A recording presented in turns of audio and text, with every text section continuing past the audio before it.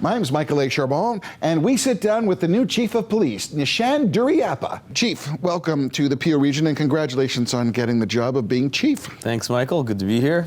Before you became Chief, there was a little bit of turmoil in the police board where they were saying, oh, some of our officers, frontline officers, don't necessarily reflect the makeup of our community.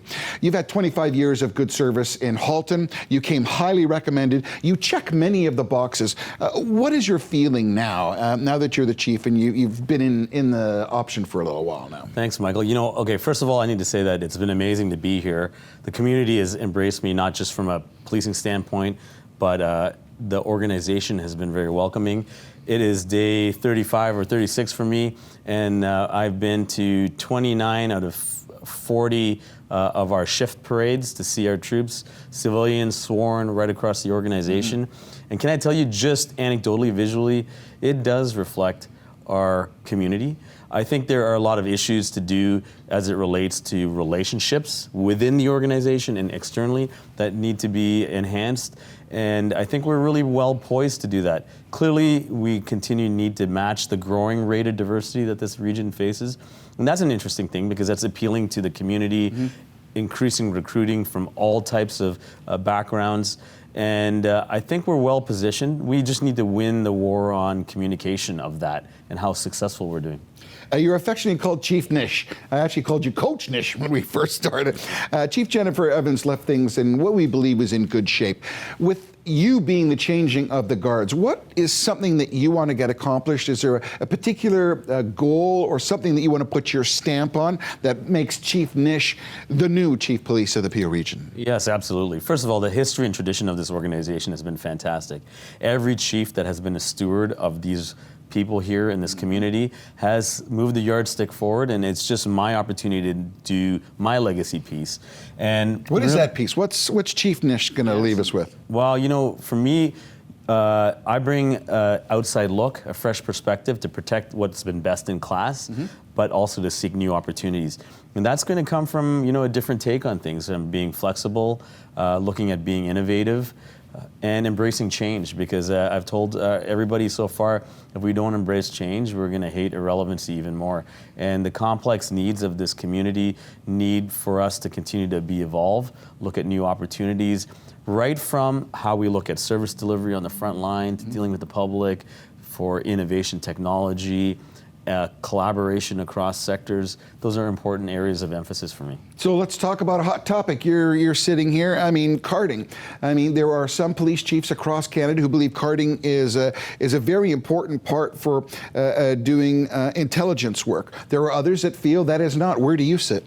Yeah, so this is a deep issue that I have been involved with right from the provincial review from Justice Tulloch, as well at the OACP level. First of all, carding as a practice is the one that's been labeled as the negative one, that's had the spin-off effects have had a negative impact on the community. Street check, which is the intelligence function, has been one that, I think personally, we as a police community never did a good job of explaining its value. For the same reasons the police leader had a difficulty explaining its value is the same reason why we should have abandoned it. Every chief had their own prerogative to see how its impact was on the front line. In Halton, where I came from, we chose to abandon it about 2 years before it became an issue, because we could see sort of the train coming down the tracks. There was a better way to achieve community safety without, really impacting negatively what we heard so clearly from the public as having an impact. From some segments of the public. There are some others who support police checks and support the police and their right to ask. So, we have not lost the right to talk to people. No, I get that. And this is what I've tell my people and the public, is that if we're confident what is lawful and able to do, we should be doing that well. Yes, could we have found a better way of doing it? I think what happened in the police community is, in the absence of finding the proper solution, we have, and maybe for many reasons, rightfully so, had a legislation, presented to us, and some might say imposed on us, that's changed the landscape. But, can I tell you, policing is going to see a lot of these changes over the years. Our ability to remain flexible and keep moving forward and finding new ways of protecting the community is where the narrative has to be. I think, generally speaking, we as a police sector may not have played that well, but this is something that we will look to redress and move forward and still be committed to finding safe opportunities for our people. There's been a lot of publicity about the shootings on the 410. Mayor Patrick Brown from Brampton was quoted in a recent article saying that they were considering to put cameras on the 410. There have been some shootings. They haven't necessarily been solved. The public has become concerned. Is it a realistic solution to put cameras on the 410? And what's your position on that? So yes, absolutely. My position is twofold. One is responding to the gang violence and gun violence is not a singular approach. It's multiple vectors, from investigative intelligence, from the street work, the frontline policing, all the way to building resilience in the community, mitigating risk with populations that are subject to gang violence. It's multiple approaches that require resources, they require human resources, it requires technology, requires other agencies to come alongside of us, including the Crowns, education, the communities. But I just want to circle you back to the 410 cameras. But yeah, you know what I'm doing, Michael, is trying to answer that to you, and that is, from my perspective, I will welcome any asset that comes in any of those vectors. We would happily take more videos, and if videos help us identify a vehicle, on a highway or egressing or exiting or entering our community, we'd happily do that. But the point being is that it's probably not the panacea answer to resolving it. But from a policing standpoint, we'll take as many of the tools in all of those vectors as possible. So to use that, that's a good answer. We see now live PD and PD cam. We see in-car cameras. We see officers with cameras. And in many instances, that's in support of the officer, of the things that they have to go through. When is the Peel region going to entertain more of that technology? Yeah, so I can say, just knowing our current business plan and looking at the key activities, we don't have body cameras in the near future, but we do have digital technology, mobile technology in the horizon. I know from my experience that there are other agencies considering doing body cameras right away. What I do know, and this is based on my past experience, that moving tools into the front line, into cruisers, into the public, that can aid our recording of it is an asset. Yep. And for one, in-car cameras would probably be, without sitting down with my team in my first 30 days and actually commissioning that, would be one thing that I would like to see explored first, because a lot of things that we don't have to cross the threshold into somebody's home. It's in a vehicle, it's public view. Well, it gives the public the perspective of what you guys have to deal with. Sure. And continuing in that vein, just a couple quick more questions. We talk a lot about gangs and guns. We've got the federal government, the provincial government, they're talking about funding, helping gangs and guns. Where do you see your position in that in the Peel region and getting funding for gangs and guns? Well, first of all, I need to say that the current provincial government and federal government have spoken of funding streams. I'm confident that we're going to see additional funding shortly, and towards guns and gangs in our own region year over year.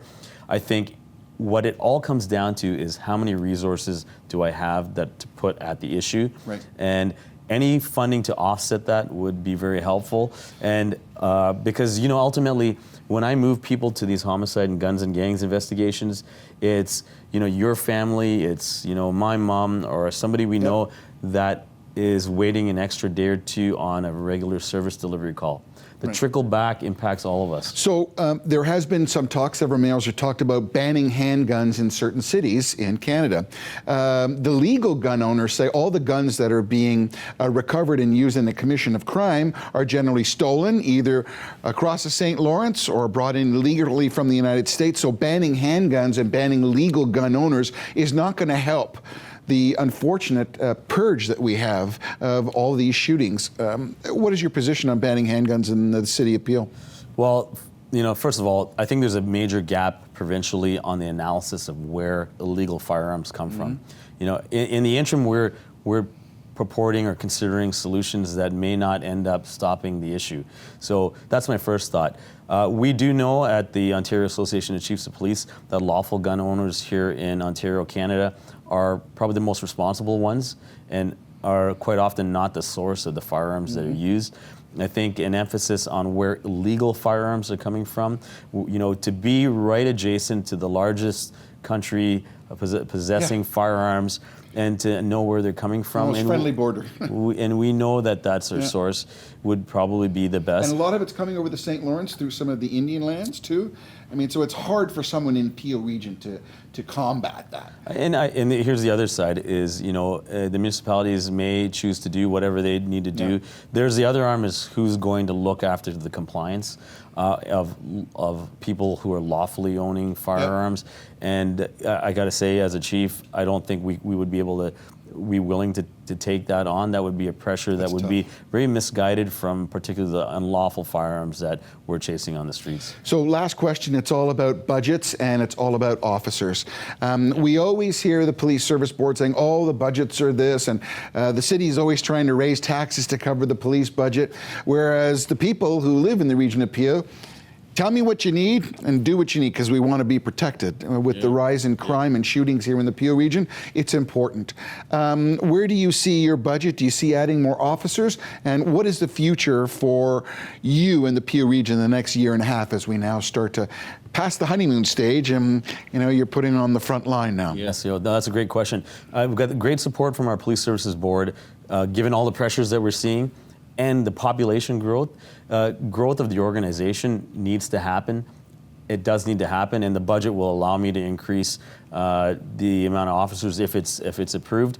But the reality is throwing more bodies at everything isn't necessarily going to solve all the issues. So here's a question, a corollary to that. Peel Police have been doing more and more mental health stuff. You're coming across people that should be taken care of in the mental health system or health stream, and it's becoming the cops' duty to do that.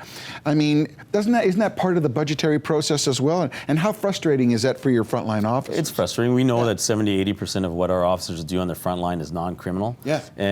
And that's social disorder, mental health, addictions, housing, unemployment. And we're the 24/7 go-to for that. Yeah. But I have officers sitting, average 2.5 hours at a hospital with a mental health application. Yeah, when they should be on the street. Why is that? And it is because I think this is where you'll see a change with me, Michael, is seeking opportunities to find other sectors to come alongside of us to do what they're better equipped to do and that we're not meant to do. We're beginning the crisis response protocol with a mental health professional and a copper in a car so we can deal with the right people at the right time and get them into the hospitals. The hospitals are really interested in working out the transfer of care protocol. I've come from a municipality where we brought a 2.5 hour average wait time at a hospital for an officer down to about 45 to 60 minutes. It's a testament to the fact that bringing other agencies alongside of us to take what they're good at and allowing us to get back at what we're good at is possible, and we'll see that here eventually. I think it's safe to say that the changing of the guard in Peel Regional Police is in good hands. Nishan Duraiappah, the new chief of Peel Region. Thanks for talking about it. Thank you.